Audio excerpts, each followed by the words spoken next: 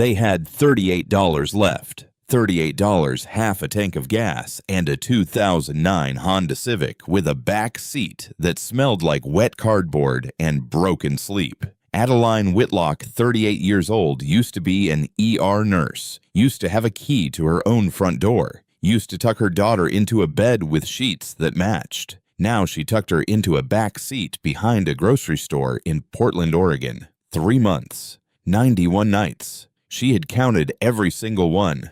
Her daughter Wren was 9. Wren still believed her mother could fix anything. That belief was the only thing Adeline had left worth protecting. Then, on a gray Tuesday morning, a letter arrived at the women's shelter where Adeline used the address for job applications. Heavy paper, a lawyer's name in Wyoming. An uncle she barely remembered, Silas Thornwood, dead 6 months, had left her a cabin in the woods. Her siblings laughed, called it a worthless shack, told her to sign it over. She didn't. She drove 3 days east instead. And when her daughter pressed a small carved bird on the stone fireplace and the floor split open beneath their feet, Adeline finally understood what the old man in the woods had been waiting decades to give her. $265 million. And a reckoning her family would never see coming. The Honda Civic smelled like wet cardboard and broken sleep. It was February, Portland, Oregon, the kind of cold that settles in the bones and refuses to leave. Adeline Whitlock had counted 91 nights in that back seat, 91 mornings of condensation beating on the windows, 91 breakfasts split down the middle with a thumbnail. The grocery store behind them never closed. That was the trick. You parked in the back row near the dumpsters, but not too near, and the security guards mostly left you alone if you kept the engine off and the windows fogged. Adeline had learned the rules. Adeline had memorized the rules. Adeline had become an expert on the unwritten geography of women sleeping in cars. She was 38 years old. She used to be an ER nurse. Her daughter Wren was 9 and still believed her mother could fix anything. That morning, Wren woke first. She always woke first, her small body curled inside the gray hoodie that used to belong to her mother. Her stuffed rabbit, Mr. Pem, pressed flat against her chest. 6 years old, that rabbit. The fur on his left ear had worn down to nothing. Wren pulled out her notebook. She drew houses, always houses. Houses with 3 windows and a chimney. Houses with a yellow door. Houses with a garden out front and a swing tied to a tree. Sometimes she drew clouds above them. Sometimes she drew a sun. She never drew a car. Adeline stirred in the driver's seat. Her neck cracked. Her left hip ached the way it always ached now. She reached for the camping kettle plugged into the cigarette lighter. Filled it from the gallon jug. Set it boiling. "Morning, Peanut," she said. "Morning, Mama." "Sleep okay." "I dreamed about pancakes." Adeline laughed. It came out cracked. "What kind?" "The kind with the strawberries on top, like at Denny's." "Maybe Sunday." "Maybe Sunday." Wren repeated, the way she always repeated it, the way a child does when she knows the answer is no, but doesn't want to embarrass the person who said it. The granola bar was the last one. Adeline tore it down the middle, gave Wren the bigger half. Wren noticed. Wren always noticed, but Wren had learned not to say anything anymore, because if she said something her mother would cry, and her mother never cried in front of her. Not once. Not in 3 months. The kettle whistled. Adeline poured the water over a tea bag she'd already used twice yesterday. The water came out the color of dishwater. She added a sugar packet stolen from a McDonald's, stirred it with the end of a pen. She drank it. She pretended it was coffee. Outside, the parking lot was waking up. Delivery trucks backing in, early shift workers stamping their feet. A man with a dog walked past their window without looking in. That was the kindness of strangers in Portland. They didn't look. Looking would have meant they had to do something. Not looking was easier. Adeline checked her phone. 4% battery. No new messages, no callbacks. 3 job applications she'd submitted last week had all gone silent. She turned the key. The engine coughed, caught, held. "Bus stop," Wren asked. Bus stop. The school bus came at 7:40. They had to be there by 7:35. Wren brushed her teeth with bottled water and spat into a paper cup. Adeline ran a wet wipe over her own face. Twice. 3 times. Behind the ears. Down the neck. As if she could scrub away the smell of yesterday and the day before. She drove the 3 blocks. Parked half a block down from the bus stop so the other parents wouldn't see. Wren shouldered her backpack. The zipper was broken on one side. A safety pin held it together. Mama, yeah, baby. Jessica asked if she could come over after school. Adeline's hands tightened on the steering wheel. What did you say? I said our house is still packed up. From the move. From the move. That's what I said. Adeline turned to look at her daughter. 9 years old, brown hair that hadn't seen a real shampoo in 2 weeks. Eyes that were too steady, too kind, too patient. Wren. Yeah, I'm gonna fix this, okay. I know, Mama. I'm gonna fix this. I know. She kissed the top of Wren's head, watched her walk toward the bus stop, watched her climb the steps, watched the bus pull away. And then, only then, did she allow herself 5 minutes. Exactly 5. She set the timer on her dying phone. She cried into her hands, quietly, always quietly, because someone might be watching, because someone was always watching, because if you cried too loud in a parking lot, somebody called somebody, and then somebody called somebody else, and the next thing you knew, your child was sitting in a stranger's office answering questions about whether her mother was a good mother. When the timer went off, she wiped her face with her sleeve, started the car, drove to St. Agnes. Sister Agnes was 71 years old and ran the women's shelter on the east side of Portland. She had been running it for 36 years. She had seen everything. She had seen mothers with bruises, mothers with babies in laundry baskets, mothers who came in twice, mothers who never came back. She had a way of looking at you that made you feel both invisible and known. Adeline used the shelter's address for mail. She used the shelter's bathroom for what Sister Agnes called dignity maintenance. She used the shelter's phone sometimes when her cell ran dead. She had not asked Sister Agnes for a bed, not yet, because if she took a bed, she would have to give up the car, and the car was the last thing standing between her and the system. Adeline had been in the system before, a decade ago, when her first marriage went bad, when Wren was barely walking and her ex-husband still had fists. Sister Agnes had been there then too. Sister Agnes had been the one who handed her the tissues and the bus pass and the address of the courthouse. That was a long time ago. That felt like a long time ago. Adeline, Sister Agnes said when the door swung open. She had a stack of bills in one hand and a half-eaten apple in the other. There you are. There's a letter. A letter. Came yesterday afternoon. Looks expensive. She set down the apple, pulled an envelope from the wooden cubby labeled dough.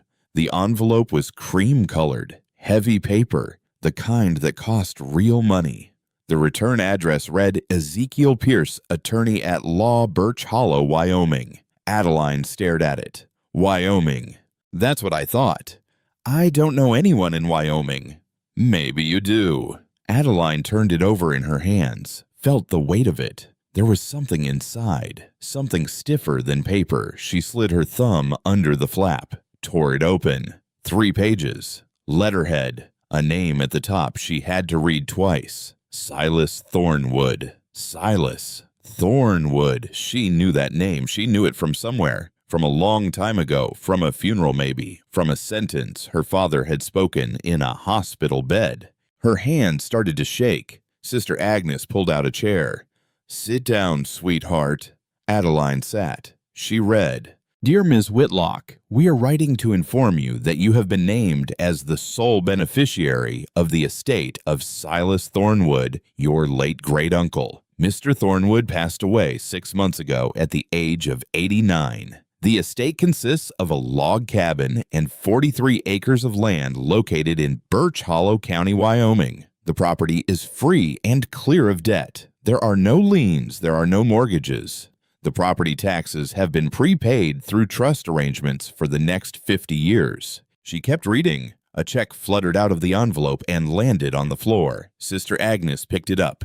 $1,500, made out to Adeline Whitlock. For travel. For travel, Adeline whispered. From God, Sister Agnes said. From a dead man I barely remember. Same difference sometimes. Adeline didn't laugh. She couldn't. She was too busy trying to remember. Silas Thornwood. Her father had mentioned him once. A long, long time ago. Her father lying in a hospital bed 18 months ago, the pancreatic cancer eating him from the inside, had said something. Something about an uncle out west. Something about a debt he didn't know how to repay. She had thought he was confused. The morphine, the way the dying speak in riddles. She had not asked questions. She had been too busy holding his hand. Her father had been a carpenter, a quiet man. Hands like sandpaper, and a laugh you could hear from across the lake. He had built her first bookcase. He had walked her down the aisle the one time she got married. He had stood beside her in the courthouse the day she divorced. He had held Wren on the day Wren was born and cried into her tiny blanket and said, "She's gonna be the best of us, Addie, the best of us." He died on a Tuesday. There was $85,000 in life insurance.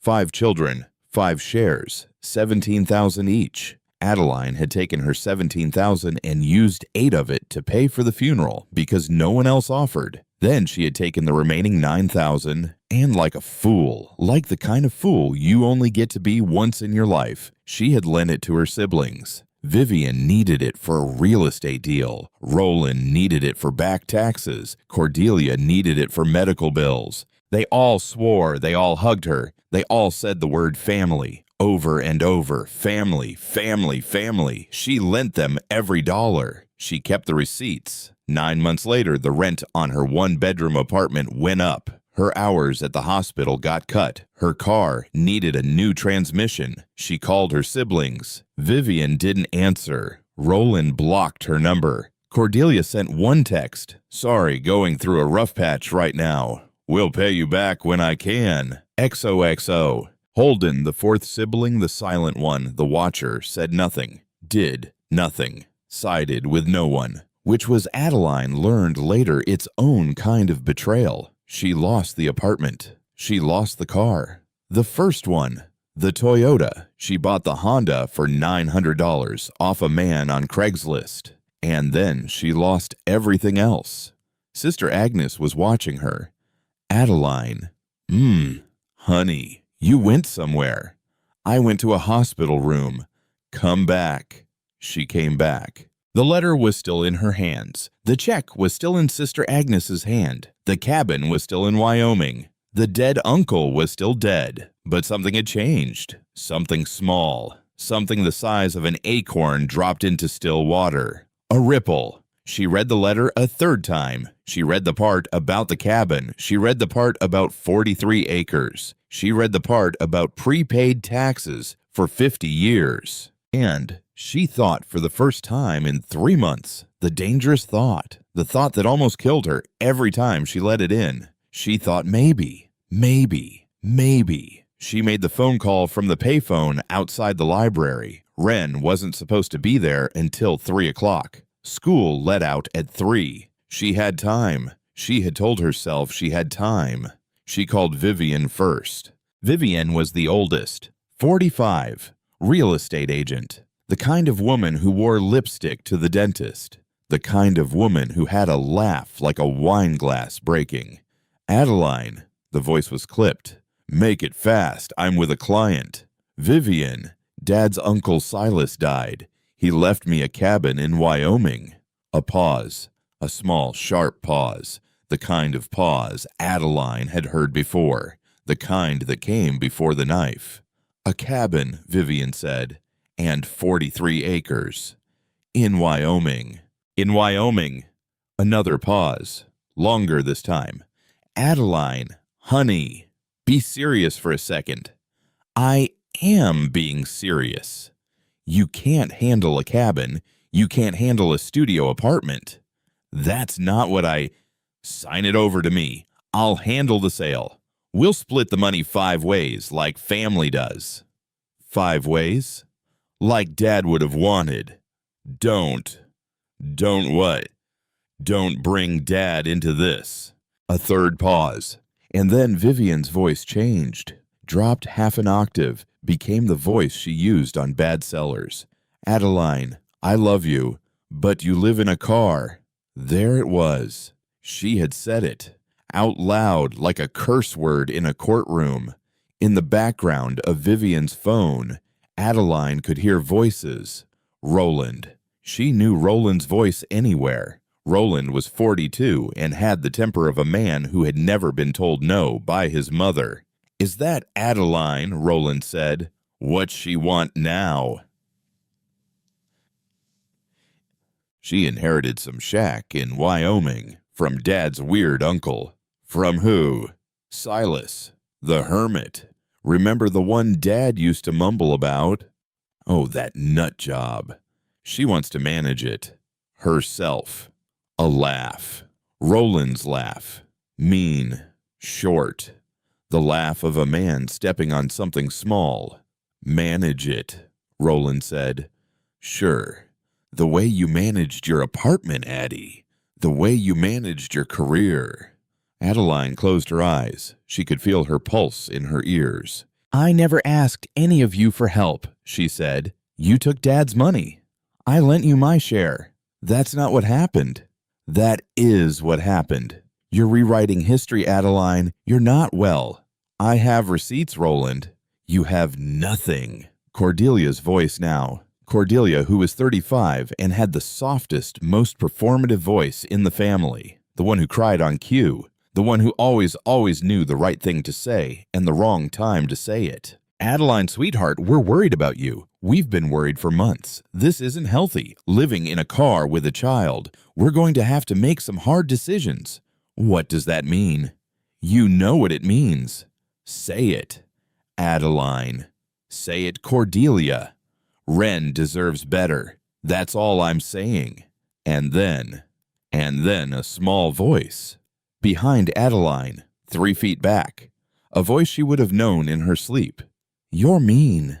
Adeline turned. Wren was standing on the sidewalk, school backpack hanging off one shoulder, brown hair frizzed by the wind, cheeks pink from the walk. 3 blocks early, 2 hours early. Adeline had forgotten. It was Wednesday, half-day Wednesday. Wren had heard. Wren had heard all of it. You're mean, Wren said again, louder. All of you are mean. Is that the brat? Vivian's voice through the phone, suddenly bright, suddenly sweet. Cordelia, you raised yourself a brat. Wren stepped forward. She was 9 years old and 4'2", and she looked in that moment like every woman in Adeline's family who had ever stood up to something bigger than herself. You took Grandpa's money, Wren said into the phone. You promised to pay Mama back. You didn't. And now you want our cabin too. A silence. A long silence. A silence with teeth in it.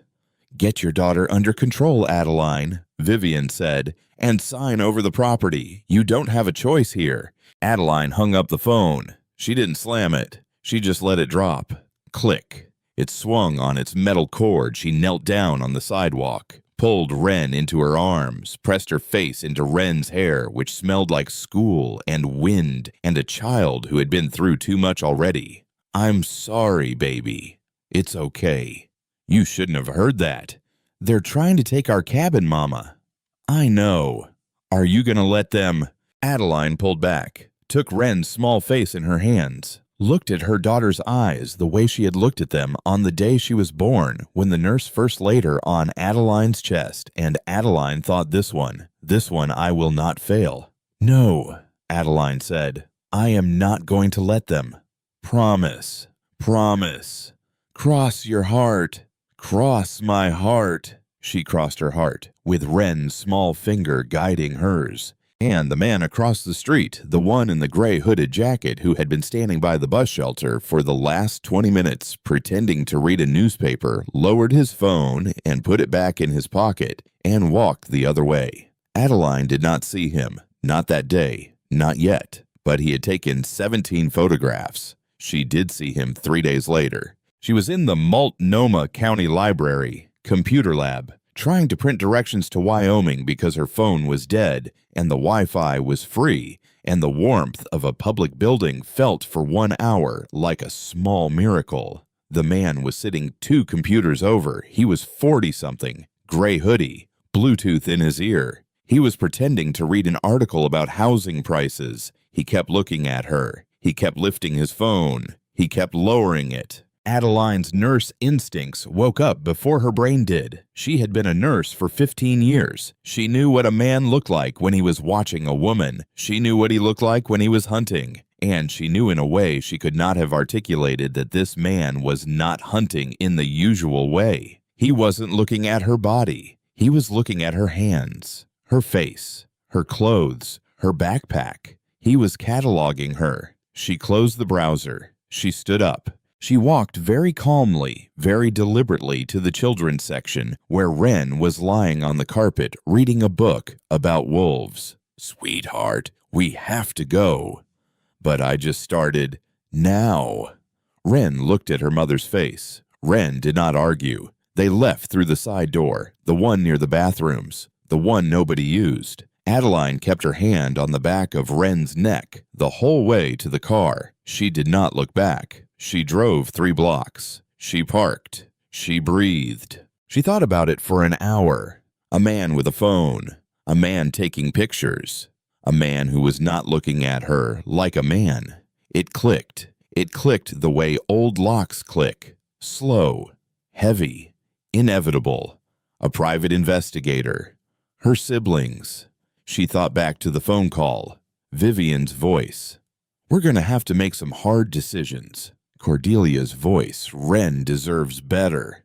Adeline felt cold. Then she felt hot. Then she felt something else. Something she had not felt in 2 years. Not since the day her landlord had taped the eviction notice to her door. Not since the day she had walked out of the hospital with her last paycheck. Not since the day she had said out loud in her own kitchen, "We can sleep in the car for a few nights.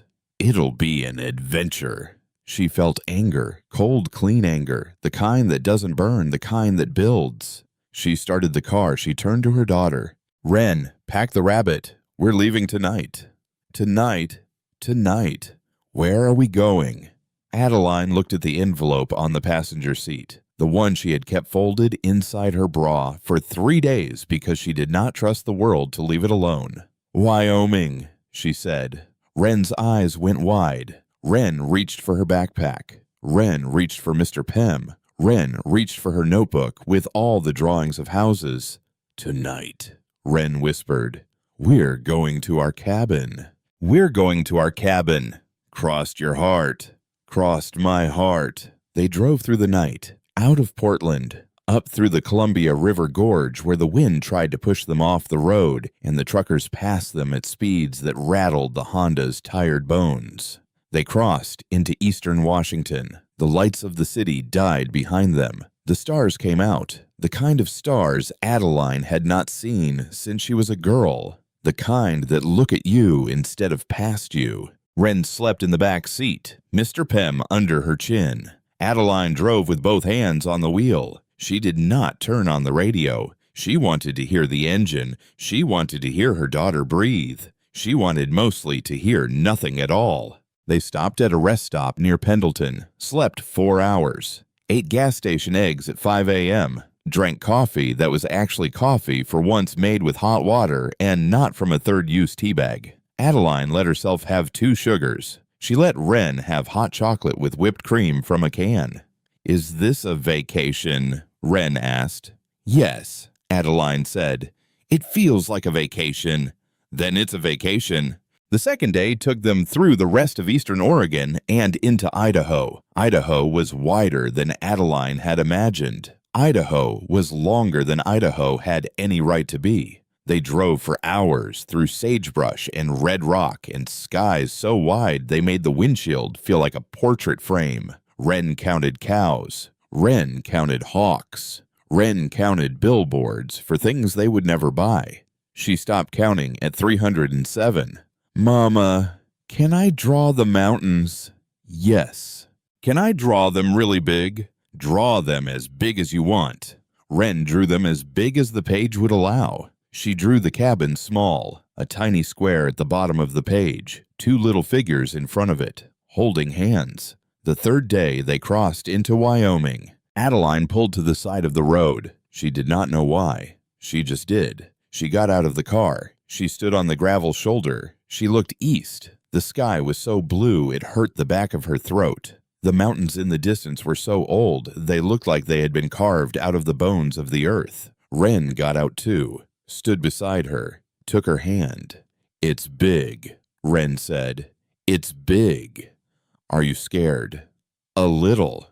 "Me too." "That's okay." "What if it's a shack, Mama?" "Then we'll have a shack." "What if it's worse than a shack?" Adeline thought about it for a long time, long enough that a hawk circled overhead and disappeared behind a ridge. "Then we'll have each other," she said, "and we'll figure out what to do next." Wren squeezed her hand. "Okay," Wren said, and they got back in the car. The town of Birch Hollow had one main street, one stoplight, one diner, one church, one library, and one law office. The law office sat above the diner. The sign was hand-painted. Ezekiel Pierce, attorney. Established 1979. Adeline parked the Honda outside, smoothed down her hair, realized her hair could not be smoothed, gave up. She and Wren climbed the stairs. The waiting room smelled like cedar and old coffee, a potted fern in the corner, a grandfather clock that ticked too slow, a receptionist with reading glasses on a chain. "You must be Ms. Whitlock," the receptionist said. "I am." "Mr. Pierce will be right with you." He was right with them. He came out of his office in a brown cardigan and corduroy pants and the kind of half glasses that perched on the very tip of his nose. 70 years old, white hair like dandelion fluff, a face that had spent more time outdoors than in. He looked at Adeline. He looked at Wren. His eyes filled up. He didn't try to hide it. "My God," he said very softly. "You look like him." "Like who?" "Like your father, like Silas's brother. He came out here once in 1986. I'd forgotten what he looked like until just now." Adeline did not know what to say. Ezekiel cleared his throat, wiped his eyes with the corner of his sleeve, gestured to the leather chairs in his office. "Sit down, both of you. There's a great deal to talk about, and we have an hour's drive ahead of us." Wren climbed into the bigger chair. Her feet didn't touch the floor. Ezekiel poured Adeline coffee. He poured Wren apple juice from a glass bottle. He sat behind his desk. He folded his hands. He looked at her for a long moment. "Tell me what you know about your great-uncle Silas," he said. "Almost nothing." That's what he predicted. He predicted. He told me more than once that you would arrive in this office knowing almost nothing, and that I should fill in the gaps, carefully, with kindness. Adeline set down the coffee. "Mr. Pierce." "Ezekiel." "Ezekiel, who was he?" Ezekiel leaned back in his chair. He laced his fingers behind his head. He looked at the ceiling for a moment, the way a man looks at the ceiling when he is trying to decide where a story begins. "Silas Thornwood," he said, "was a Wall Street accountant. New York. Manhattan. The kind of man who wore a gray suit every day for 20 years and made other people very rich and was not himself ever entirely happy. He married late. A woman named Margaret. She was a music teacher. He loved her. They had one son, Elias." Wren looked up from the apple juice. "Elias was born in 1980, Ezekiel said. "He was a good boy, a bright boy. He loved birds. He had a notebook full of drawings of birds. Silas used to send me a Christmas card every year, and the card always had one of Elias's bird drawings on the front." Ezekiel paused. He took a slow breath. In the summer of 1990, the family went on a camping trip to a lake in the Catskills. Elias was 10 years old. He was by all accounts a strong swimmer, but there was a current that day and a hidden drop-off, and no one saw him go under until it was too late. Adeline put her hand over her mouth. Margaret left Silas 6 months later. She could not look at him without seeing the lake. She could not look at the world without seeing her son. She moved to Florida. She remarried. She died, I believe, in 2003. And Silas quit his job, sold the apartment, sold the car, sold everything he owned, and he came out here, to this land. He paid cash for 43 acres in 1990. He built the cabin himself over 2 summers with his own 2 hands. He lived in a canvas tent the whole time he was building it, in Wyoming winters. Why? Because he could not be where his son was not.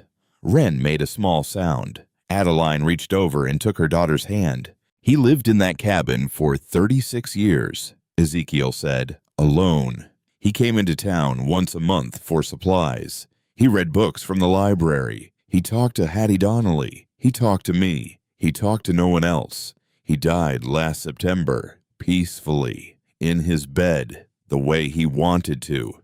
Why me? Ezekiel smiled. It was the saddest smile Adeline had ever seen.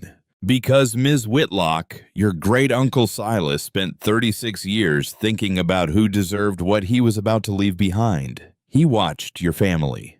From a distance. He paid attention. He came to weddings he wasn't invited to. He came to funerals he stood at the back of. He read Christmas letters. He read obituaries. He listened to your father in the years before your father died talk about his 5 children and which ones he worried about and which ones he didn't. He told me on more than one occasion that you were the only one who gave without keeping score, and that such a person in a world like ours needed to be protected. Adeline could not speak. Her throat had closed. Her eyes were burning. Ezekiel pulled a brass key from his desk drawer, old, worn, smooth on the bow from decades of being held. He set it on the desk. He slid it across.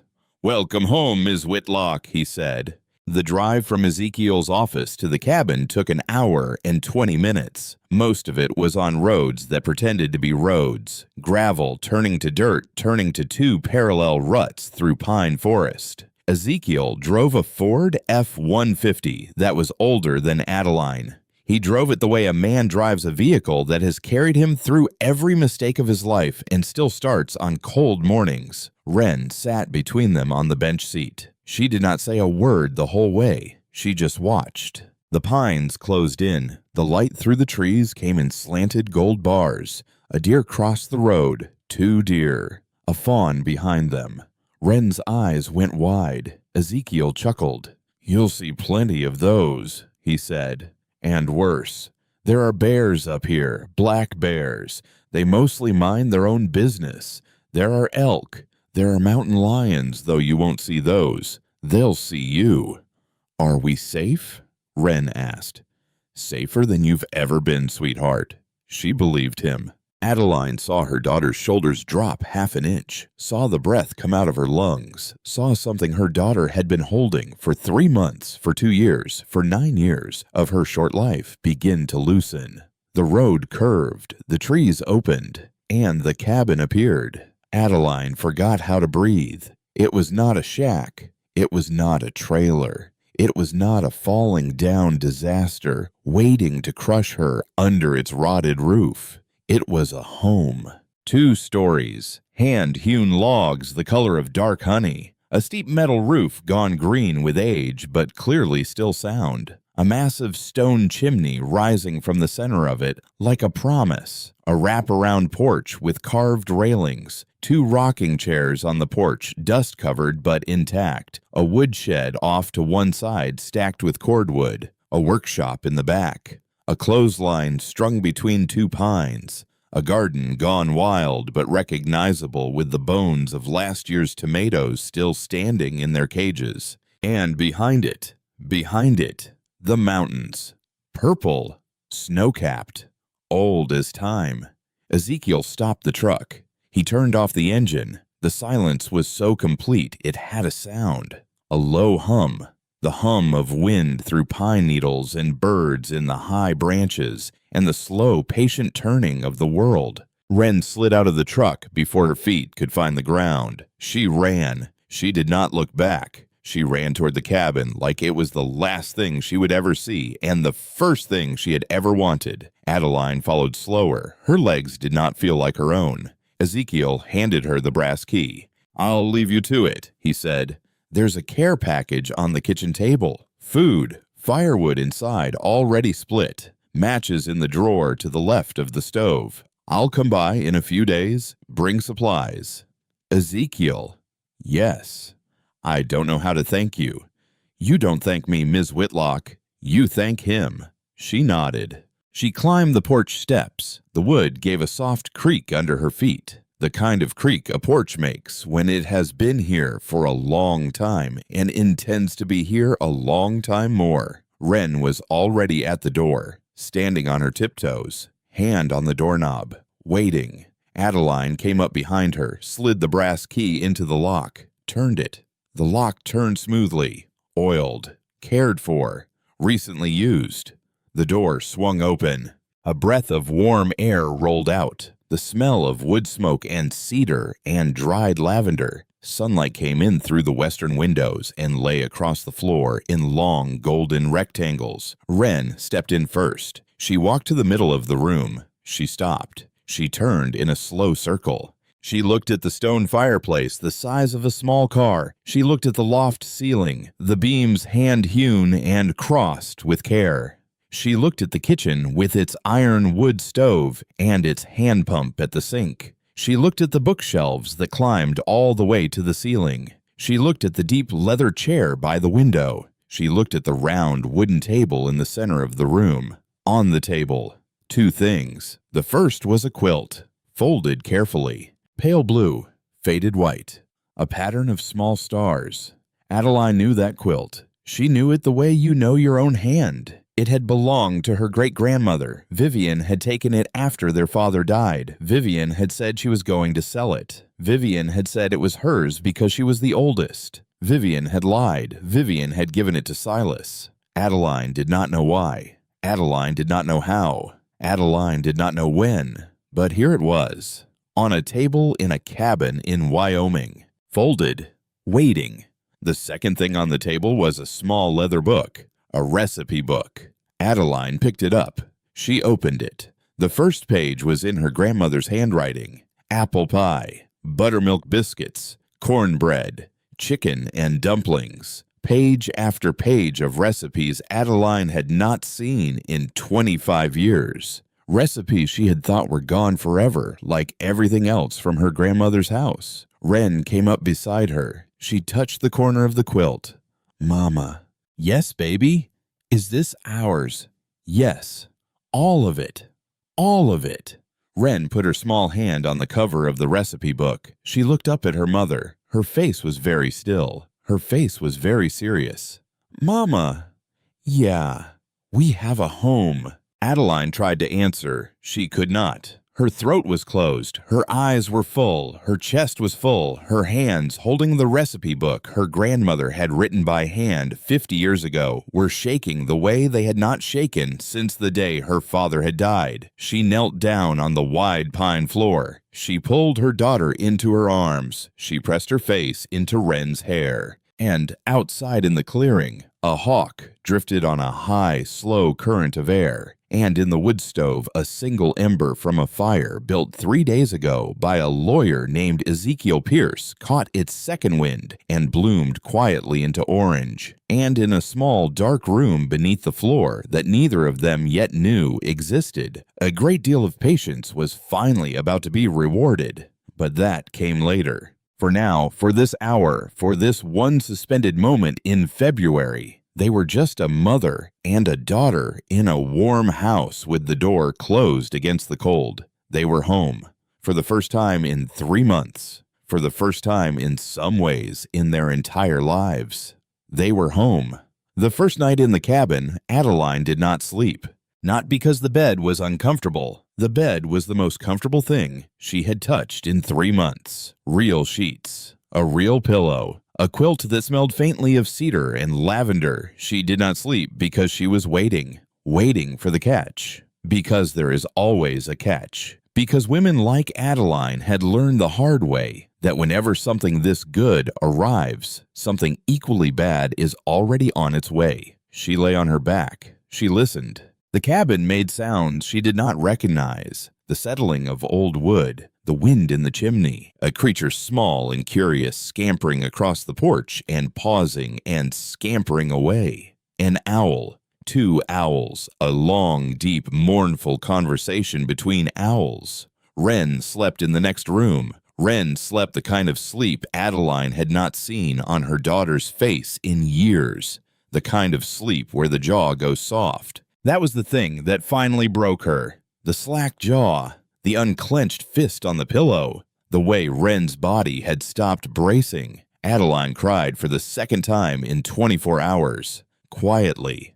Always quietly. She got up before dawn. She built a fire in the wood stove. She figured it out by trial and error. She lost a finger of skin to the cast iron. She did not care. The fire caught. The kindling crackled. Warmth bloomed. She pumped water from the kitchen sink. The hand pump squealed. 3 pumps, 4 pumps, then a great gout of cold, clear water that splashed into the basin like a gift. She washed her hands. She washed her face. She made coffee in a battered enamel pot she found on the back of the stove. The coffee was older than her car. The coffee was the best coffee she had ever tasted. She drank it standing at the kitchen window. The sun came up over the eastern ridge. The light turned the snow on the high peaks the color of a peach. The clearing in front of the cabin filled with a low, blue mist. She thought I could die here. She thought I could live here. She did not know yet which one was the right answer. By the end of the first week, they had a rhythm.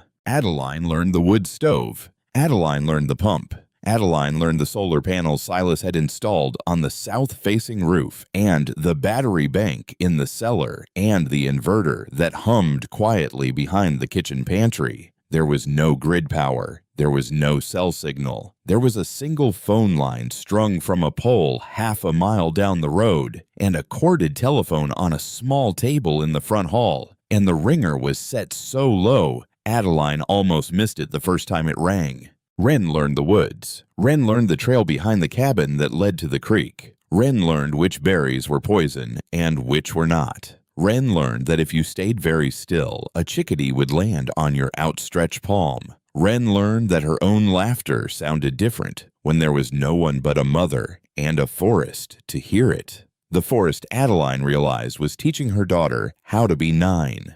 The car had been teaching her how to be 40. On the 4th day, a knock came at the door. Adeline froze. She had not heard a car. She had not heard footsteps. She had been kneading bread dough at the kitchen table, her hands deep in flour, her hair tied back with a piece of twine. The knock came again. She walked to the door. She wiped her hands on her apron. She opened it a crack. A woman stood on the porch. 68. White hair pulled back in a low bun. A canvas tote bag over one shoulder. A loaf of bread wrapped in a clean tea towel in her hands. "You must be Adeline," the woman said. "I am. I'm Hattie Donnelly. I'm the librarian. I knew your uncle for 30 years. I brought you a sourdough." She held out the loaf. It was still warm. Adeline did not know what to say. So she said the only true thing. "I don't know how to do this." "Do what, dear?"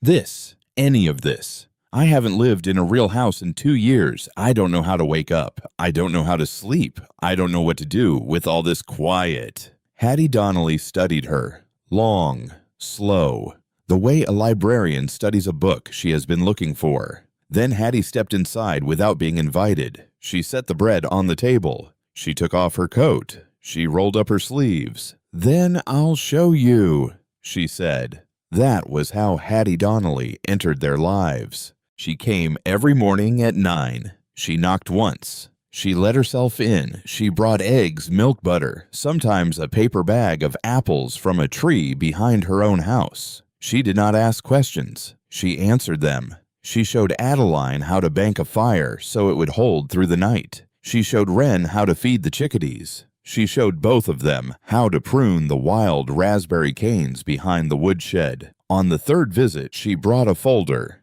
It was thick, manila, soft at the corners, stuffed with newspaper clippings and handwritten notes and old photographs and yellowed correspondence. She set it on the kitchen table. She said, "This is your uncle, or what I could collect of him." Adeline opened the folder. Inside, a photograph of a young man in a gray suit standing in front of a New York office building in 1972. A photograph of the same man holding a baby, smiling, eyes crinkled. A photograph of a little boy, maybe 7, maybe 8, drawing a bird in a notebook. A photograph of the same little boy, a year or two older, standing on a dock with a fishing pole. And then, a small newspaper clipping. Drowning death of 10-year-old Elias Thornwood at Lake Tannersville, August 17, 1990. Survived by his parents Silas and Margaret Thornwood of Manhattan. Adeline put her hand to her mouth. Hattie nodded slowly. He never said his name out loud, not once, in 30 years. How did you know? He left the notebook on a library table by accident in 1996. Full of bird drawings, signed by a child. I saw it. I gave it back to him. He cried. I never asked again. Adeline looked at the photograph of the little boy. The little boy had Wren's eyes. Not the color, the shape, the way they smiled. She felt something turn over in her chest. She thought he saw her. She thought he saw Wren. She thought he saw the daughter he could not save. In the daughter I could not stop trying to save. That was when she understood. Not the whole of it. Not yet, but enough. That same week, Wren found the bird. She was sitting on the rug in front of the fireplace. It was late afternoon. The light was the color of weak tea. Adeline was making soup in the kitchen. Hattie had gone home for the day. Wren had a tape measure. She had been measuring the cabin, room by room, drawing diagrams in her notebook, because she had read a book once at the library about a girl who measured her grandmother's house and found a secret passage, and Wren, being Wren, had decided that all old houses must have secrets, and a cabin built by a man who had lost his only son was almost certainly the kind of house that kept them. She came into the kitchen. She had soup on her chin. Mama. Yes, baby. The math doesn't work. What math? The outside is 42 feet. I measured twice. Okay. The inside is 38. Adeline set down the spoon. Are you sure? I measured 3 times. Wren. It's missing 4 feet, Mama. Adeline stared at her daughter. Then she walked very slowly into the main room. She looked at the south wall. She looked at the north wall. She looked at the fireplace. The fireplace. The fireplace took up most of the north wall. It was massive, riverstone, hand-fitted by someone who knew what he was doing. The hearth was a single slab of slate 2 inches thick, 4 feet wide. She knelt down on the slate. She ran her hands along the edges. Nothing. She stood up. She studied the mantel. The mantel was a single beam of oak carved along its length, leaves, vines, animals, dozens of small carved creatures hidden in the pattern. Mice, rabbits, squirrels, and birds. So many birds. A hawk in mid-stoop, an owl with its wings folded, a heron at the edge of the pattern, and down in the lower right corner, a small wren, a tiny one, smaller than the others, more worn, the wood around it darker as if it had been touched again and again by an old man's thumb. Adeline's heart began to pound. Wren. Yeah. Come here. Wren came. Look at this. Wren looked. She did not need to be told what to do. She reached up. Her small fingers found the small bird. She pressed. The wren gave. It depressed half an inch into the wood. There was a sound like a sigh, the sound of a heavy stone moving slowly against another heavy stone. A line appeared in the slate of the hearth, a hairline crack. The crack widened. The slate parted. Half of it slid sideways. Half of it lifted, balanced on some kind of counterweight Silas had built behind the wall. A staircase appeared. Stone steps. Going down, Wren did not say anything. Adeline did not say anything. The dust that had been sleeping in the crack for 30 years drifted up into the firelight. A flashlight. A flashlight had been in the kitchen drawer. Adeline did not remember walking to the kitchen. She did not remember picking up the flashlight. She did not remember walking back. But there it was in her hand, and her thumb was on the switch, and Wren was beside her with her small hand fisted in the back of Adeline's sweater. "Stay close to me," Adeline said. "I will." "Don't touch anything." "I won't." "If I say go up, you go up. Don't argue." "I won't." She started down the steps. The steps were narrow. Carved, it looked like directly into the bedrock. 12 of them. Maybe 13. They turned once, and then the chamber opened. Adeline made a sound she did not recognize. The flashlight beam swept across the room. A vaulted ceiling, hand-hewn beams thick as a man's torso, smooth stone walls. The temperature was lower than the cabin upstairs, but not cold. A constant, dry coolness. The kind of climate control you would build into a museum. Shelves. Floor-to-ceiling shelves, wooden crates stacked with military precision, each one labeled in black marker. Numbers, dates, glass-fronted cabinets, soft-padded recessed, leather-bound books, arranged by size. Filing cabinets, 5 of them. A massive oak desk in the center of the room, papers stacked neatly on the desk, a single leather-bound journal lying open. Open. Open. As if Silas had stepped out for a glass of water and meant to come right back. Wren whispered, "Mama." "Yeah." "What is this?" "I don't know." She did not know. She would not know for hours. She walked to the desk. She set down the flashlight. She turned the journal toward herself. The first page, private collection and estate records. Property of Silas Thornwood. Begun January 7th, 1991. Last updated June 2nd, 2026. Below the printed line, in a different hand, newer ink. A note for Adeline.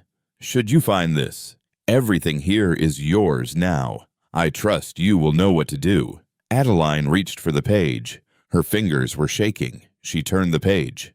A list. Columns. Dates. Items. Prices paid. Authentication notes.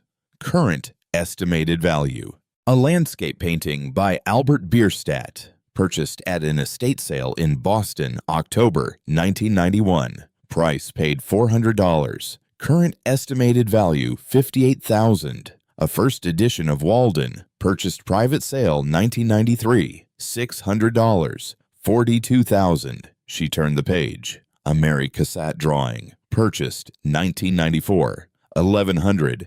$340,000. She turned the page. She kept turning. A Winslow Homer watercolor, 2 Andrew Wyeths, a small Edward Hopper, a George Bellows. Shares of Apple Computer, 2,000 shares. Purchased 1986. At $15 a share. Shares of Microsoft, 5,000 shares. Purchased 1986. At $21. Shares of Berkshire Hathaway, Class A. Purchased 1989. Gold coins. American Eagles Krugerrands, St. Gaudens Double Eagles. Listed by weight. A first folio Shakespeare. Acquired 1998. Provenance from a Boston estate. She turned the pages faster, faster, faster, until her fingers were trembling so hard she had to set the journal down flat on the desk. She turned to the last page, the summary page, dated June 2nd, 2026. Final accounting as of this date. Total estimated value of collection based on current market conditions and professional appraisals. Paintings and sculptures, $73,200,000. Rare books and manuscripts, $18,500,000. Coins and precious metals, $42,800,000. Stocks and bonds current valuation, $112,300,000. Miscellaneous and decorative, $18,200,000. Total estimated value, $265 million. Adeline sat down on the stone floor. She did not mean to. Her knees just gave. Ren came over. Ren sat down beside her. Ren did not understand the number. Ren was 9. Ren did not understand that this was a number that did not happen to women like Adeline Whitlock. Not in real life. Not in this country. Not at the bottom of a hidden staircase in a cabin in Wyoming. But Ren understood her mother. Ren put her arms around her mother's neck. Ren said, "Mama, are you okay?" Adeline could not answer. Her face was wet. Her hands were wet. Her whole body was shaking. Ren said, "Mama, breathe." Adeline breathed. She breathed in. She breathed out. She breathed in again. The chamber was very still around them. Silas, wherever he was very still around them. And then Ren said, "Mama, look." She was pointing. A small wooden box, tucked behind a row of leather-bound books. Pale pine. Old. Adeline reached for it. She lifted it down. Inside, a photograph. The same photograph from Hattie's folder. The same little boy, but larger, in a small wooden frame. Hand-carved. Birds carved into the corners. Adeline turned the photograph over. On the back, in a hand she now recognized as Silas's. Elias. "My boy, 1980 to 1990. I will be along soon." She held the photograph against her chest. She held it the way a mother holds a child. She thought he was waiting. She thought for 36 years he was waiting. She thought he made all of this. He built all of this. He saved all of this. And he was just waiting to put it in the hands of someone who would not waste it. She had been chosen. She had not earned it. She had been chosen. That was the worst and best thing she had ever felt. That was the moment she knew she was going to have to fight for it. The story leaked on the 8th day. Adeline did not know how. Maybe Hattie said something to her sister-in-law. Maybe the cashier at the general store mentioned that the recluse's niece was paying for groceries with cash from the bank in Sheridan. Maybe a reporter looking through old county records noticed that the deed had changed hands. In any case, on the 8th day the phone rang. Adeline picked up. A man's voice. Crisp. Friendly. Wrong. "Ms. Whitlock, my name is Daniel Crew. I'm with the Wyoming Tribune. I wonder if I could ask you a few questions about your inheritance." She hung up. The phone rang again 10 minutes later. She unplugged it. That afternoon, she drove the Honda into Birch Hollow for supplies. She walked into the general store. The owner, a man named Marv with a beard like a snowdrift, looked up from his crossword. "You've been on the news," he said. "Pardon?" "The news, ma'am. Wyoming Public Radio. They said an heiress had inherited a Thornwood estate." An heiress. That's the word they used. She bought her groceries. She drove home. She did not turn on the radio. She did not need to. She knew with a sick certainty that lived in the base of her spine that her siblings would know within hours. She was wrong. They already knew. That was the part that knocked the wind out of her. That was the part that made her sit down on the porch steps and put her head between her knees. They had known before her. They had hired Daniel Crew before her. They had been working on this for weeks. The first one to call was Cordelia. Cordelia, who was 35 and had a voice like honey on a wound. "Adeline, sweetheart, we need to talk." "No." "Adeline, please." "No." "There's a child involved. Ren." "Adeline, you have to think about Ren." "I am thinking about Ren." Living in the woods, with no power, no medical care, no school. There's a school in Birch Hollow. That's not a real school. Cordelia. Yes. Stop. I love you. Stop. She hung up. Vivian called next. Vivian, who was the practical one, the one who got things done, the one who would Adeline knew already have a lawyer on retainer. "Adeline, don't say anything. Just listen." "Hi, Viv." Adeline. "Hi, Viv. You're not equipped for this. You know you're not equipped for this. Let me come up. Let me look at the property. Let me help." "No." "You're being stubborn." "No." "You're being a child." "You called me a child." "I called you a child because you're acting like one." "Goodbye, Viv." Don't you dare hang up on... She hung up. Roland did not call. Roland did not have to. Roland came in person. He came on a Saturday. He came in a black rental SUV. He came with Vivian in the passenger seat and Cordelia in the back, and a man Adeline had never seen in a charcoal suit, and a woman with a professional camera who began taking pictures the moment the SUV doors opened. A second car pulled up behind theirs, a silver sedan. A man in a gray hooded jacket got out. The same man from the library, the private investigator. Adeline stood on the porch. She did not invite them up. She did not offer them coffee. She crossed her arms. She put her body between the front door and her family. Wren was inside. Wren had been told the moment the SUV had appeared at the bottom of the drive to go to her bedroom and lock the door and stay there. Vivian climbed the porch steps first. She was wearing the kind of jacket that cost $1,000. She was wearing the lipstick she wore to the dentist. "Adeline," she said, soft, pitying. "Honey, we came as soon as we could. You weren't invited. Family doesn't need an invitation. Family also doesn't hire private investigators." A flicker, a small flicker, just behind Vivian's eyes. She recovered fast, almost fast enough. "I don't know what you're talking about." Adeline looked past her, pointed, right at the man in the gray hooded jacket. "Him. He's been following me for weeks. I saw him in Portland. I saw him at the library. I see him now." The man in the gray jacket looked at his shoes. Roland came up the steps. Roland had not aged well. Roland had a temper that lived in his neck and showed up as a vein when he was about to lose it. The vein was showing. "You're being paranoid, Addie." "Don't call me that. You're being paranoid and unstable, and your daughter..." "Stop. Your daughter is being raised in conditions that are not safe. Stop talking about my daughter." The man in the suit stepped forward. He was somewhere in his 50s, silver hair, the kind of expensive suit that does not crease. "Ms. Whitlock, my name is Reginald Crowe. I represent your siblings in a matter concerning the welfare of your minor child and the management of the Thornwood estate." "You represent them?"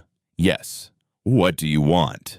"We are filing a petition for guardianship of Wren Whitlock and for the appointment of a financial conservator over the estate on the grounds that you, the current sole heir and legal guardian, are exhibiting signs of impaired judgment, financial incompetence, and unstable housing arrangements that may not be in the best interest of the child." Adeline did not move. She did not blink. She did not breathe. Reginald Crowe held out a thick stack of papers. She did not take it. He set it on the porch railing. Cordelia was crying. Cordelia could cry on command. Cordelia was crying very quietly with the kind of restraint that read on camera like grief. The photographer was taking pictures. A lot of pictures. Adeline stepped back. Just one step. Just enough to put her shoulder against the door. "Get off my porch," she said. Vivian raised her hands, palms out, the way you do to a horse that might kick. "We're not your enemy, Adeline. Get off my porch. You can sign over a portion now. Make this easy. We'll drop the petition. We'll get off my porch." Roland was the one who lost it. Roland always lost it. "You ungrateful, get off my porch." She had not yelled in a very long time. It came out louder than she expected. It came out from somewhere deeper than her lungs. It came out from the bottom of 3 months of parking lots and 10 years of swallowing every insult and a lifetime of being the one who absorbed everyone else's blows. The vein in Roland's neck went purple. Vivian touched his arm, held him back, steered him. "This isn't over," Vivian said, quiet, cold. "We will see you in court, Adeline. And when the judge sees the police report from when you were evicted, and the photographs of where you've been sleeping, and the testimony from your own siblings about how concerned we've been for years, you will lose. Not just the money. You will lose her." The word her hung in the cold afternoon air like a held knife. Adeline did not answer. She did not have to. The look on her face answered for her. They left. The SUV crunched down the gravel drive. The silver sedan followed. Adeline stood on the porch until both cars were swallowed by the pines. Then she sat down on the porch steps. Then she put her head in her hands. Then she allowed herself for the second time that day exactly 30 seconds. She counted them out loud. When she got to 30, she stood up. She wiped her face. She went inside. Wren was sitting on the kitchen floor with Mr. Pym. Wren had heard everything. Wren said, "Mama." "Yes, baby." "They're going to take me." "They are not going to take you." "They're going to try." "Yes, they're going to try." "What do we do?" Adeline knelt down. She took both of her daughter's hands in her own. "We fight," she said. "How?" "I don't know yet." "That's okay, Mama." "That's okay." Sheriff Tobias Reeve arrived an hour later. Ezekiel had called him. Ezekiel had heard about the SUV from Marv at the general store, who had seen it pass through town, and Marv had called Hattie, and Hattie had called Ezekiel, and Ezekiel had called the sheriff. That was Birch Hollow. That was how it worked. Tobias Reeve was 55 and built like a man who had spent his life lifting things heavier than he was. He had hands the size of dinner plates. He had a face that had been weathered into permanent kindness. He walked the perimeter of the property with Adeline. He listened. He did not interrupt. When she finished, he asked, "Where do you park the Honda?" "By the woodshed." "Show me." She walked him to the Honda. He got down on one knee. He shone a small flashlight up under the rear bumper. He grunted. He reached up. He came out holding a small black plastic disc no larger than a silver dollar with a magnet on the back. "GPS tracker," he said. "How long has it been there?" "Hard to say. Long enough." Adeline felt her stomach turn over. "That's illegal." "Yes, ma'am, it is." "That's stalking." "In Wyoming, yes, ma'am." He sealed the tracker in an evidence bag. He wrote in his notebook. He looked up. "Ms. Whitlock." "Yes." "I'm going to give you my personal number, day or night. Anything happens, anything at all, you call me." "Why?" He paused. He looked off for a moment toward the cabin. "Because I knew Silas for 20 years, and Silas didn't give this place to just anybody." He drove away. Adeline stood by the woodshed for a long time after he was gone. She had not stopped shaking exactly. She had just gotten used to it. The community came in slow, quiet, like deer at dusk. Marv from the general store delivered a box of supplies the next morning. No charge. Bread, cheese, coffee, 2 pounds of bacon, a box of chocolate for Wren. The town doctor, a woman named Edith Pruitt, who was 65 and had been delivering babies in this county for 40 years, drove out and examined Wren on the kitchen table. Eyes, ears, throat, weight, height, lungs. She wrote a 4-page report and printed it on her own letterhead and handed it to Adeline. "You have a healthy 9-year-old, she said. "Eats well, sleeps well, sharp as a tack.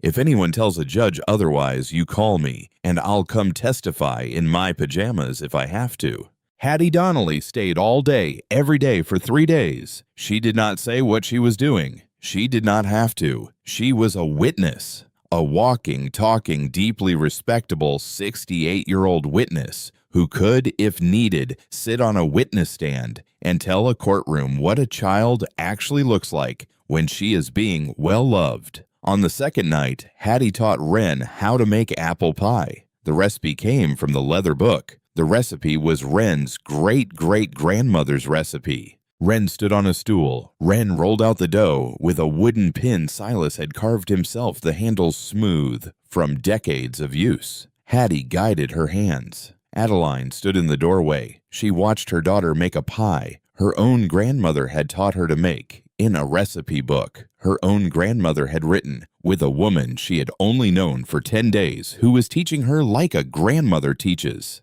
3 generations of women in a kitchen in Wyoming. Adeline thought this This is what they want to take. Adeline thought over my dead body. The phone call came that same night, late, 11:30. Adeline almost did not answer. She did. A man's voice, cracked, old before its time.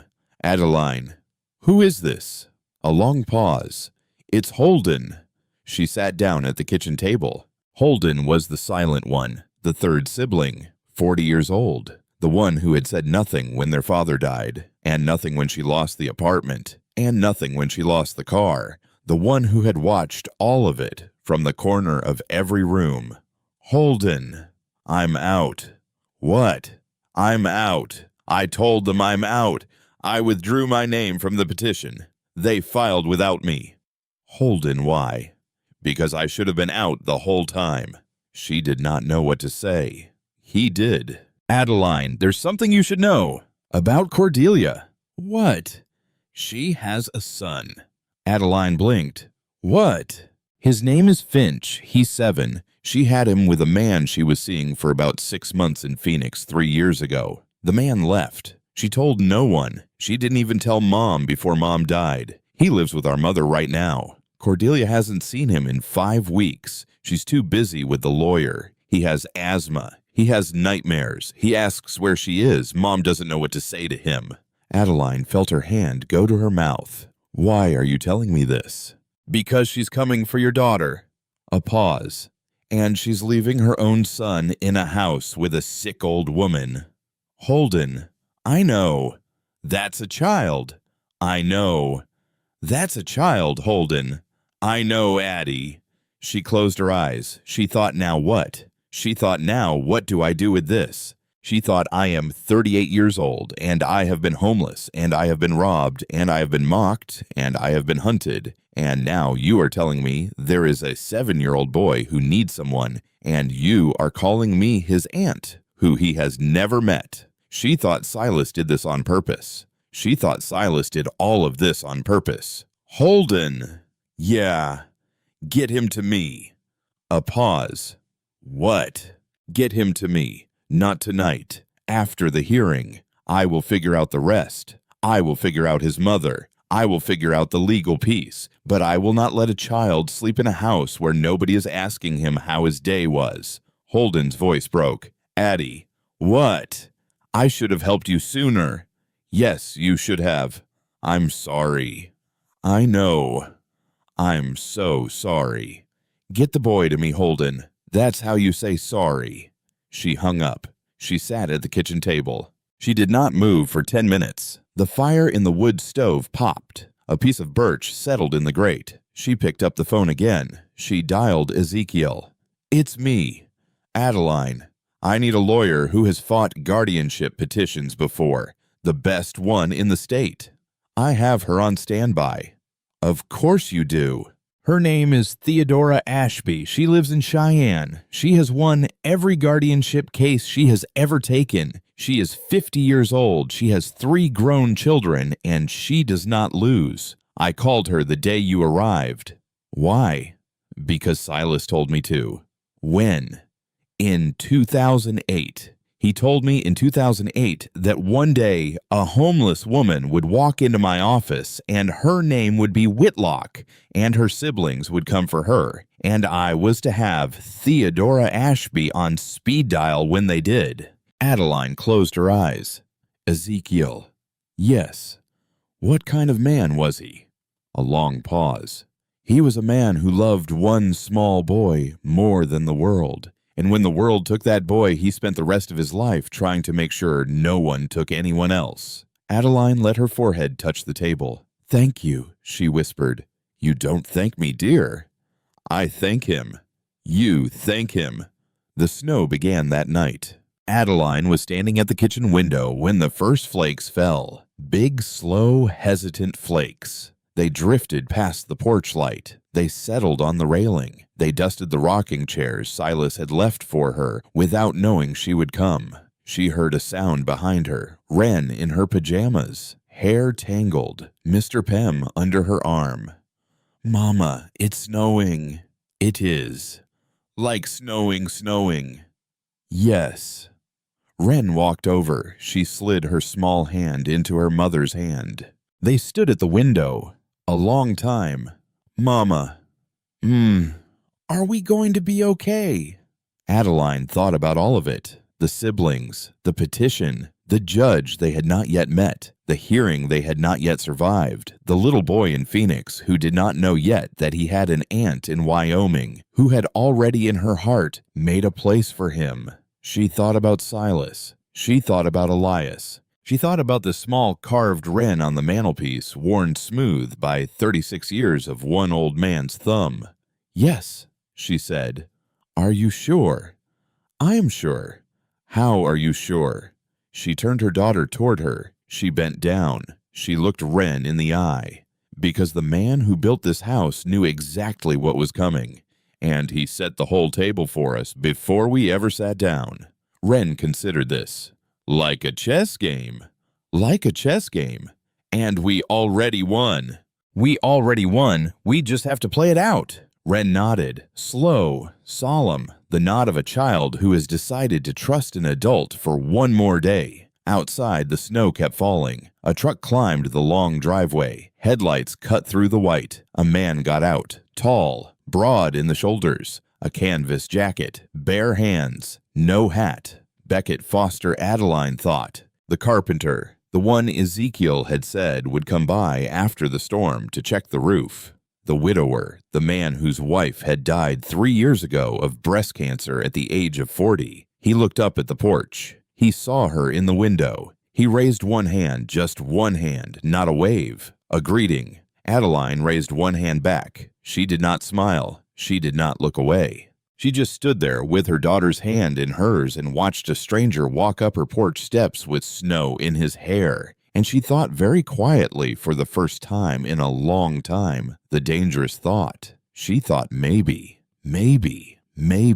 And outside, the snow kept falling, and somewhere in Cheyenne, a lawyer named Theodora Ashby was opening a file folder labeled Whitlock. And somewhere in Portland, Cordelia was packing a suit for a courtroom she would not survive, and somewhere under the kitchen floor, a journal lay open to the last page, and the last page was waiting for the rest of the story to be written. The morning of the hearing, the temperature dropped to 9 degrees. Adeline stood in the bedroom Silas had built. She buttoned a navy blouse Hattie had pressed for her the night before. She put on the only pair of dress slacks she owned. She pulled her hair back into a low knot, the way her mother used to wear it. She looked in the mirror. She did not recognize the woman looking back. The woman looking back was not the woman in the Honda. The woman looking back was not the woman in the parking lot. The woman looking back had something behind her eyes that she had not seen there in a long time. Maybe years, maybe ever.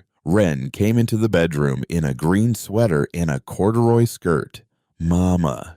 Yeah, you look like a person. Adeline laughed. It came out cracked. It came out true. I am a person, Peanut. I know, but today you look like one. Beckett drove them into Birch Hollow in his truck. He had not been asked.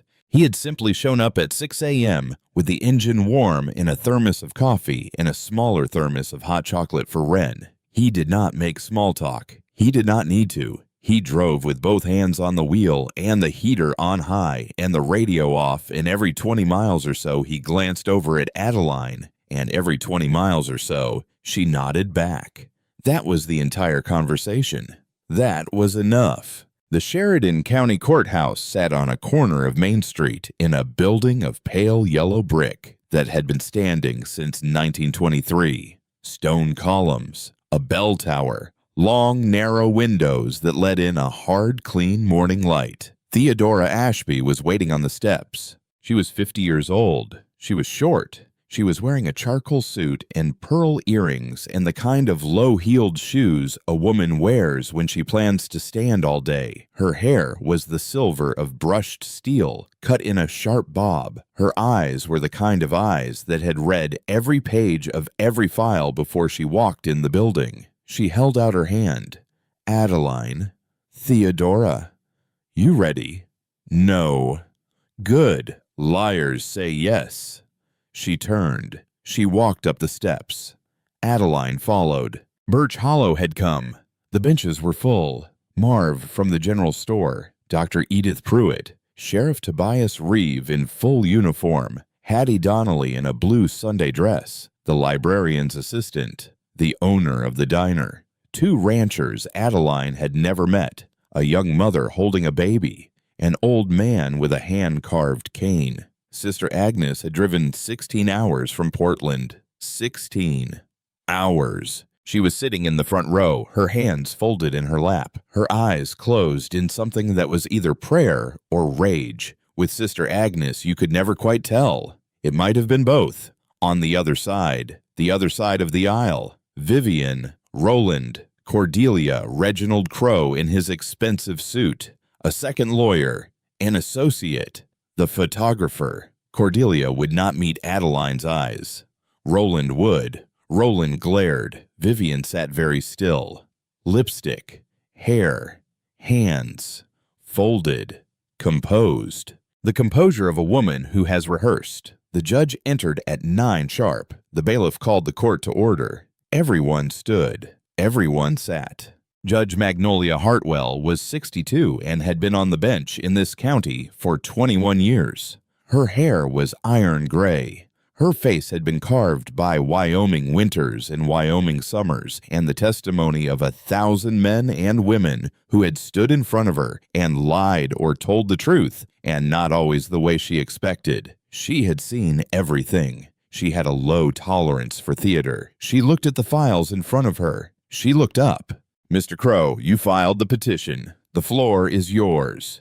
Reginald Crowe stood. He smoothed his tie. He began. He was good. He was, Adeline had to admit, very good. He painted her with a steady, careful hand. He used the word concern 37 times in 15 minutes. Adeline counted. He showed the judge bank statements, eviction notices, a photograph of the Honda Civic in a parking lot at night, a photograph of Wren in a worn-out jacket, a photograph of Adeline with her hair in disarray, walking out of a women's shelter with a backpack over one shoulder. The photograph made her flinch. The photograph had been taken without her knowledge. The photograph was 3 weeks old.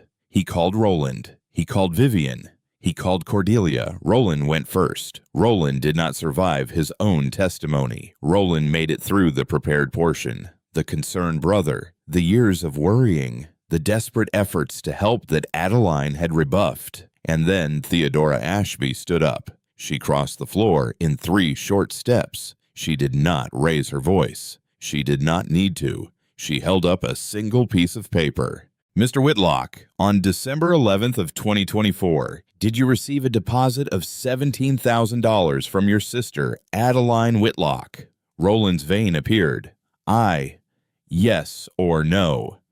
It was a loan. Yes or no, Mr. Whitlock? Yes. Did you ever repay any portion of that loan? Things came up. Yes or no? No. Did you on January 4th of 2025 block your sister's phone number after she texted you asking when you might be able to begin repayment? That's not. Yes or no, Mr. Whitlock? Yes. Did your sister at that time inform you that she was facing eviction and that she and her 9-year-old daughter would be sleeping in her car if she could not raise the funds? Roland's mouth opened. It closed. It opened again. The vein at his throat was the color of a plum. Yes. No further questions. She walked back to her seat. The room had gone very still. Vivian went next. Vivian was harder to break. Vivian had been trained. Vivian could close a $500,000 sale to a hostile buyer in 12 minutes. Vivian knew when to soften her voice and when to harden it. Theodora let her talk. Theodora let her describe the long, painful years of watching her sister make poor decisions. Theodora let her describe the heartbreak. Theodora let her describe the desperate last-ditch effort undertaken with great reluctance to step in for the sake of an innocent child. And then Theodora set a small evidence bag on the lectern. Inside the bag, a black plastic disc the size of a silver dollar, a magnet on the back. "Mrs. Bauer," Theodora said, slow, polite, Can you identify this object? Vivian went the color of dish soap. I don't. This is a GPS tracker recovered from underneath the rear bumper of my client's vehicle on February 22nd of this year by Sheriff Tobias Reeve of Sheridan County. We have the chain of custody documented. We have the serial number. We have traced the purchase order. The tracker was purchased on January 30th of this year from a wholesale supplier in Phoenix. The purchaser's name is on record. She paused. She let the silence do the work. Mrs. Bauer, was that purchaser you? Vivian tried. Vivian tried very hard. I purchased it for yes or no. Yes, but are you aware that the placement of an electronic tracking device on another person's vehicle without their knowledge is under Wyoming state law a misdemeanor offense subject to fines and possible jail time? No further questions. Vivian sat down. Her hands were shaking. Reginald Crow's jaw was a hard, horizontal line. Cordelia would not look up. Judge Hartwell took a long, slow note. She did not say a word. She did not have to. After lunch, it was the defense's turn. Sheriff Reeve testified about the tracker, about the date, about the chain of custody, about the harassment statute, about his 20-year acquaintance with Silas Thornwood and his evaluation of the conditions in the cabin, which he described as honest, clean, and considerably safer than half the houses in this county. Dr. Edith Pruitt testified about Wren, about the 4-page medical report, about the child's weight, height, lung function, vision, hearing, dental health, and emotional regulation. She produced school records that showed straight A's in every subject. She produced a note from Wren's 3rd-grade teacher in Portland that read, "This is one of the most resilient children I have ever taught." Sister Agnes testified next. She walked to the stand. She placed her hand on the Bible. She swore the oath. She sat. She looked at the courtroom. She did not look at the judge. She looked at Vivian. She looked at Roland. She looked at Cordelia. She held the look for 3 long seconds. Then she turned to the judge and she spoke. Her voice was low, even, old. Your Honor, I have been the director of St. Agnes Women's Shelter in Portland, Oregon for 36 years. In that time, I have known more than 2,000 mothers. I have known mothers who were running, mothers who were broken, mothers who could not be reached. I have also known a small number of mothers who, despite everything that has happened to them, refuse to let go of their child's hand. Adeline Whitlock is one of those women. She has slept in a Honda Civic for 91 nights this winter. In all of those nights, her daughter went to school every single day, was fed every single day, was hugged every single day, was loved every single day. I have personally watched this woman skip her own meals so that her child could eat. I have personally watched her use the shelter's bathroom to wash her child's hair on Sunday mornings. I have personally watched her on 3 separate occasions decline beds we offered her because she was afraid that accepting them would put her child into the foster care system. That, Your Honor, is not a woman who lacks judgment. That is a woman whose judgment is the only thing standing between her child and a world that has tried for 2 years to swallow them both. She turned then. She looked at Vivian. To use this woman's homelessness as evidence of her unfitness is not just wrong. It is, in my view, as a woman who has spent 40 years among the poor, a moral obscenity. She got down from the stand. She walked back to her bench. No one said a word. The judge wrote slowly in her notebook. Hattie Donnelly testified about Silas. Hattie brought the manila folder, the newspaper clippings, the handwritten notes, the Christmas cards, the bird drawings Elias had made when he was alive. Hattie said, Silas Thornwood was the most patient man I have ever known. He spent 36 years observing his own family from a distance. He came to weddings. He came to funerals. He stood at the back. He took notes. He told me more than once that Adeline was the only one of his great-nieces and great-nephews who gave without keeping score. He told me that one day she would need protecting. He told me that when that day came, the people who were going to attack her would be the people who shared her blood. He told me to keep the folder ready. She set the folder on the witness stand. He was right. Your Honor, he was right. Theodora called Adeline. She walked. She put her hand on the Bible. She sat. She told her story. She did not flinch. She did not pretty it up. She told the courtroom about the eviction, about the Honda, about the parking lots, about the 91 nights, about the granola bars, about her daughter's broken backpack zipper, about the moment 3 years ago when she had handed her 3 siblings $9,000 in cash and asked them as her brothers and sisters to please pay her back. She did not cry, not once. She had cried already. She had cried in cars and behind shelters and in the dark of her great-uncle's bedroom.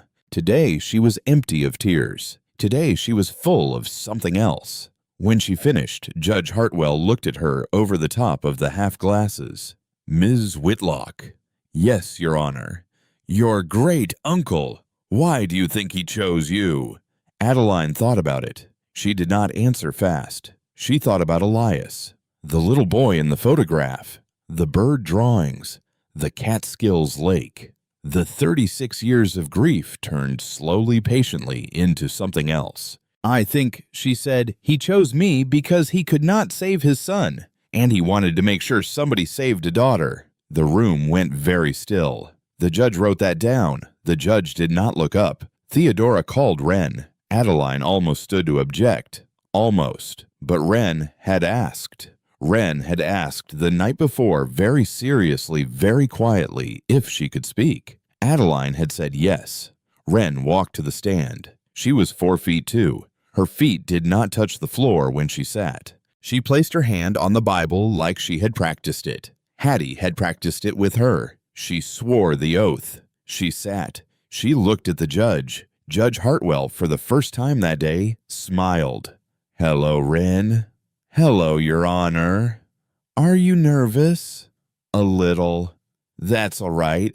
We're just going to talk. Okay? Can you tell me about your mom?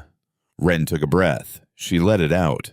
She pulled a folded piece of paper out of her pocket. The edges of it were soft. She had been holding it for weeks. My mom is the strongest person I know. When we lived in the car, she let me eat first, even when she didn't eat. She walked me to the bus stop every day. She helped me with my homework at the library. She never let me feel like being poor was my fault. She kept me safe. And now we have a home. What's it like? It's quiet. There are mountains. I have my own room. There are deer. There's a creek. Mama is teaching me how to bake. Miss Hattie is teaching me how to make pie. The pie is my great-great-grandma's recipe. We are baking it from a book that my mom's grandma wrote a long time ago. So when I bake it, my grandma is in the kitchen too, even though she's dead. A small sound came from the gallery. It was Sister Agnes. It was a sound that meant amen. Judge Hartwell took her glasses off. She rubbed the bridge of her nose. Wren, what do you think about what your aunts and uncle are asking?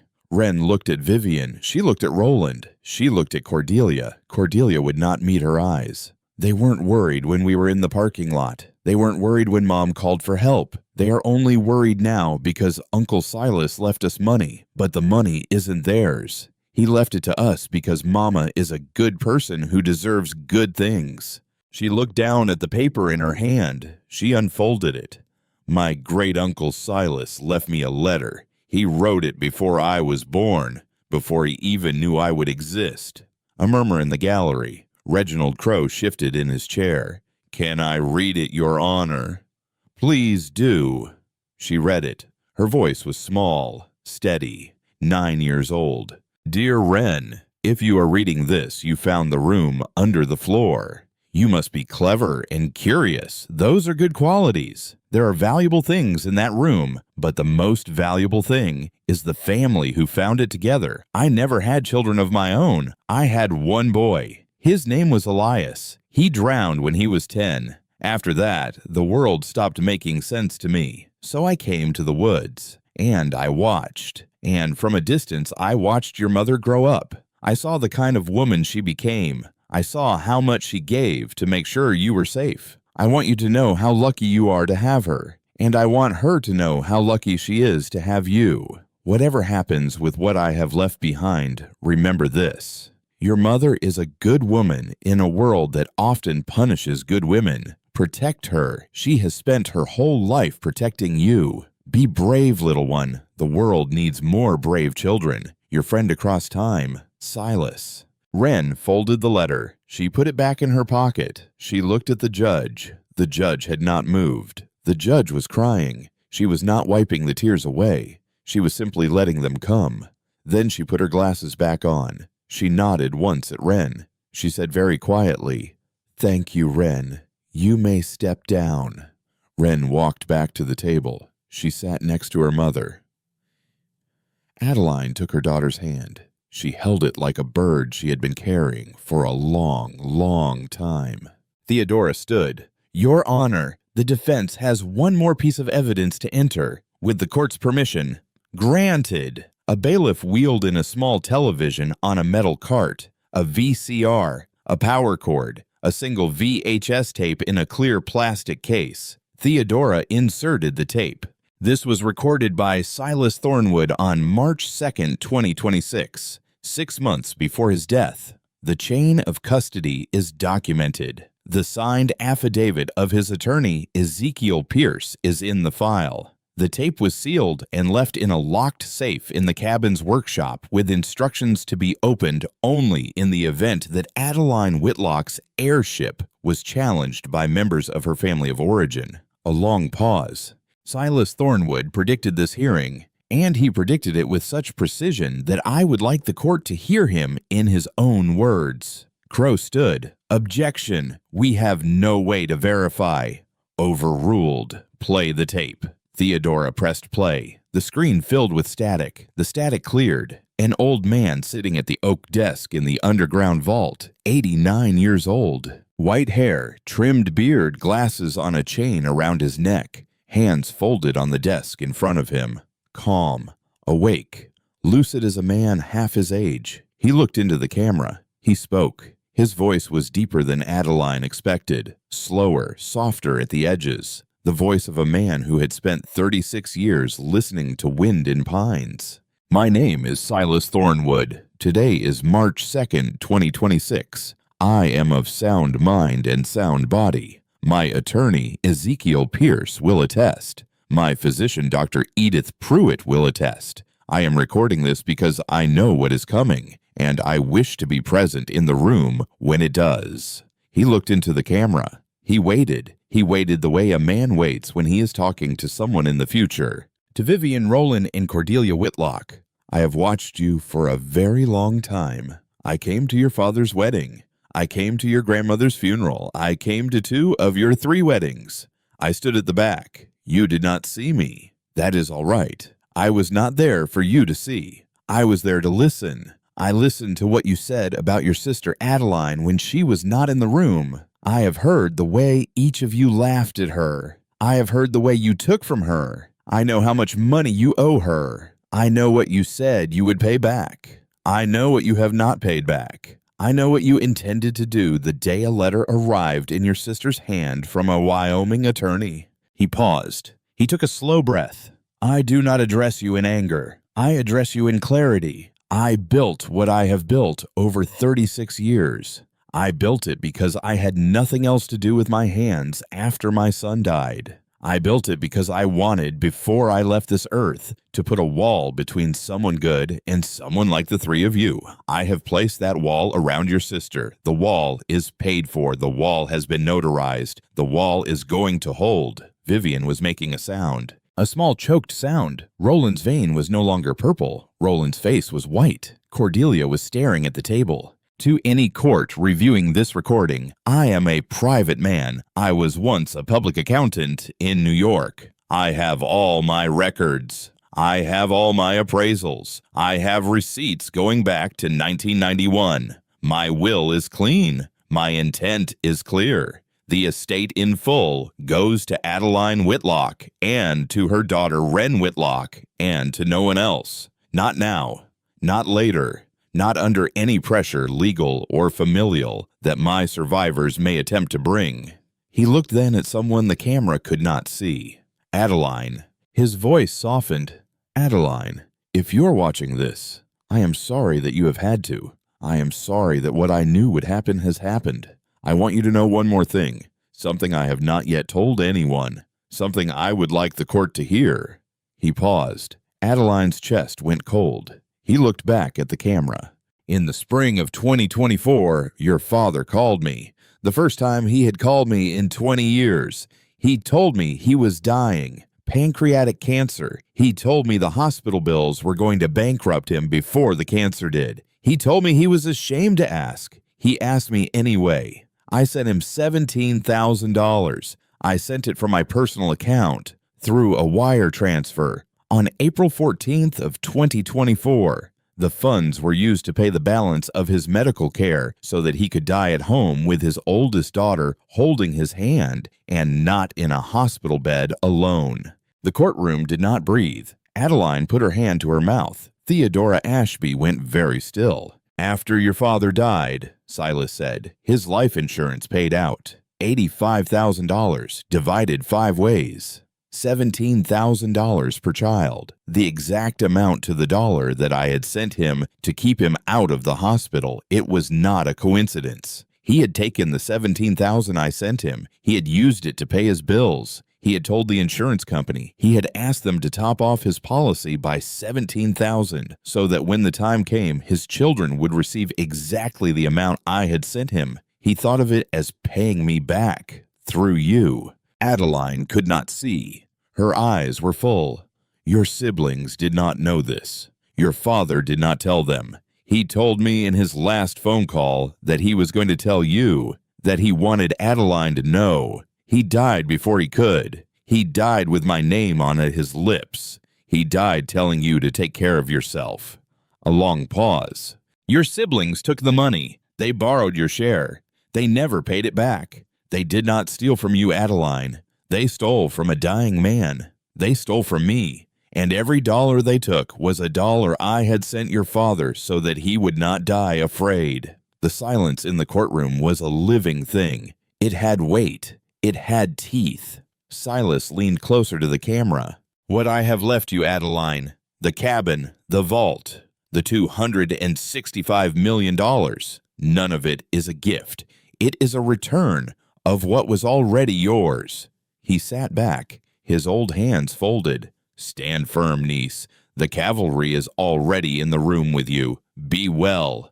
Be brave. Take care of the girl, and take care of yourself. He smiled, a small, sad, beautiful smile. Blood does not make family. Character does. The screen went to static. Theodora pressed stop. She turned to the judge. The defense rests. For a long moment, nothing moved. Vivian was hunched over the table. Her shoulders were shaking. She was crying, but it was not the crying she had rehearsed. It was the crying of a woman who has just understood in front of a judge that she stole from a dying man. Roland would not lift his head. Cordelia put her face in her hands. Judge Hartwell removed her glasses. She set them down. She took a long breath. She picked up her gavel. She did not bang it. She held it. When she spoke, her voice was low, slow, the way a doctor speaks when she is telling you something you already know. I have been on this bench for 21 years. I have seen many petitions for guardianship. Many of them I have granted. Some of them I have denied. I cannot recall ever seeing a case in which the petitioner's claim was so thoroughly, so methodically, so absolutely dismantled. She turned to Crow. Counselor, your clients are not credible. Their testimony in nearly every material respect has been contradicted by their own conduct, their own financial records, their own surveillance equipment, and most extraordinarily by the recorded testimony of a man who predicted their behavior 20 months in advance. She turned to Adeline. Ms. Whitlock, I want to say something to you on the record. Yes, Your Honor.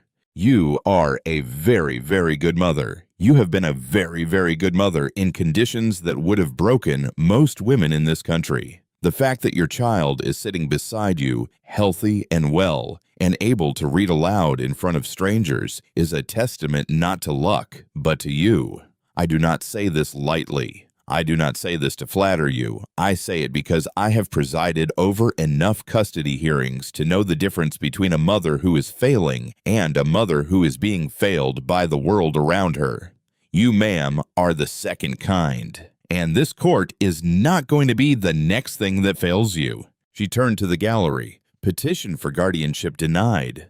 With prejudice. The petitioners Vivian Bauer Roland Whitlock and Cordelia Whitlock are jointly and severally liable for the full legal expenses incurred by Ms. Adeline Whitlock in the defense against this action, the amount to be determined upon submission of itemized billing by the defense within 30 days. I am further referring the GPS tracker matter to the Sheridan County District Attorney's Office for criminal review." She raised the gavel. "Court is adjourned." The gavel came down. The sound was small. The sound was enormous. Adeline did not stand. She could not. She just sat at the defense table with her daughter's hand in hers and let it be over. Wren leaned into her shoulder. Wren said, "Mama." "Yeah, it's done. It's done. Crossed your heart. Crossed my heart." The community came up to the table, one after another. They did not say much. They did not need to. Marv put a hand on her shoulder. Dr. Pruitt kissed her forehead. Hattie held her face in both hands, the way you hold the face of a daughter who has just won something she did not know she was strong enough to win. Sister Agnes did not come up. Sister Agnes was in her seat with her eyes closed. She was praying. Outside, the snow had started again. Slow, fat flakes. The kind that build a world. Beckett was waiting at the bottom of the steps. His truck was running. The heater was on. He did not ask how it went. He did not have to. The look on Adeline's face told him. He opened the passenger door. She climbed in. Wren climbed into the middle seat. The three of them drove home through the falling snow. Not one word was spoken. Not one was needed. 5 years later. 5 years. The cabin still stood. The clearing had grown. A second building larger than the cabin stood to the east. Timber frame, pine plank floors. A sign over the door, hand-carved by Beckett, that read, "Silas Thornwood Foundation, a home for mothers and daughters." 6 small cabins ringed the clearing. Tiny homes, each one with a wood stove and a hand pump and a single bedroom and a small loft for a child. They were not fancy. They were not meant to be. They were meant to be safe. In 5 years, 847 women had passed through. Some stayed weeks. Some stayed months. A few stayed a year. Every one of them left with a job, with a deposit, with a lawyer, with a key, with, most importantly, the certainty that a stranger had once believed they were worth keeping safe. Wren was 14. She was taller than her mother now. She still drew houses. But now the houses she drew were real. They were the cabins out the window. They were sketches for a new building Beckett was going to start in the spring. They were architectural plans in pencil for a school she wanted to build down by the creek when she turned 20. She still had Mr. Pem. Mr. Pem lived on the bookshelf in her bedroom now. He did not have to sleep in her hands anymore. Hattie Donnelly came every Saturday. Hattie was 73 now. Wren called her Grandma Hat. Hattie had cried the first time. She had cried so hard she had to sit down in the kitchen for an hour. She had not had a grandchild, and she had not expected to be given one this late in her life, and she had not known until that exact moment how much she had needed it. They baked apple pie on Saturdays, from the recipe in the leather book, from Adeline's grandmother's hand, from a woman whose hands were dust 50 years gone. Beckett and Adeline had married on a clear Sunday in October. A small ceremony. 22 guests. Beneath the pines behind the cabin, Sister Agnes had flown out. Ezekiel had given Adeline away. Wren had held the rings on a small velvet pillow she had sewn herself. The vows had been short. Beckett had said, "I will not waste you." Adeline had said, "I will not waste you back." That was all. That was enough. Holden had kept his promise. He had brought Finch. Finch had come the summer after the hearing, 7 years old at first, now 12. He came every June and stayed until August. He had his own room in the foundation building. He had asthma. He had nightmares less often than he used to. He laughed loud. He loved Wren the way a younger brother loves an older sister. Cordelia was allowed to write him letters. She was not allowed to visit. Adeline had drawn that line and would not move it. Cordelia had moved into a small apartment in Las Vegas. She worked retail. She had slowly begun to understand what she had done. She did not understand all of it yet. She might never, but she sent the letters, and the letters got read. And the boy who would not have been hers anymore if the courts had not stepped in was at least kept in the knowledge that he had a mother who was trying.